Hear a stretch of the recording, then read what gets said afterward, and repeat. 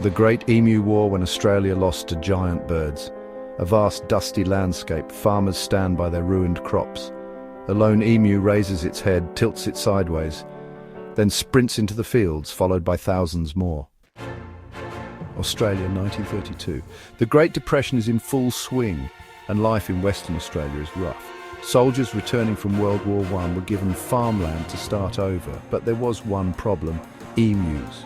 These weren't your average birds. Emus are 6 feet tall, can run at 50 kilometers per hour, and have legs that could kick a man into next week. To them, Australian farmland was an all-you-can-eat buffet. Thousands of these feathered hooligans stormed the wheat fields, trampling crops and eating everything in sight.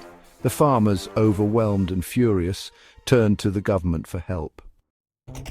In November 1932, Australia responded the only way a nation with a proud military history could, with soldiers and machine guns. Yes, actual military-grade weapons. Major G.P.W. Meredith led the charge, armed with 2 Lewis machine guns and 10,000 rounds of ammunition. His orders: eradicate the emus. The war was on.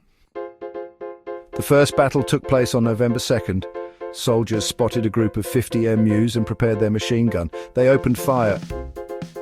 And the emus, they scattered. Turns out emus are tactical geniuses. Instead of running together, they split into smaller groups and zigzagged like professional athletes. The machine gunners couldn't keep up. Strike one for the emus.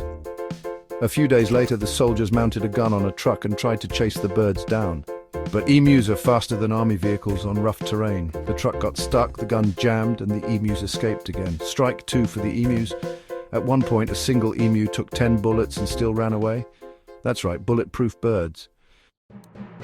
After a week of battle, thousands of bullets fired, and barely any emus down, the Australian government realised the truth: they were losing. The war officially ended in December with the emus victorious. The farmers were still stuck with their winged tormentors, and the government gave up on military intervention. Major Meredith later admitted, "If we had a military division with the bullet-carrying capacity of these birds, it would face any army in the world." The emus, they went back to doing emu things, eating crops and strutting around like they owned the place. Australia, well, they learned their lesson. Never go to war with a bird that can outrun a truck and take a machine gun hit like a champ. Eventually, farmers found more practical ways to keep the emus out, like building fences instead of launching a military campaign. But the legend of the Great EMU War lives on, forever remembered as one of the most ridiculous military failures in history. The end.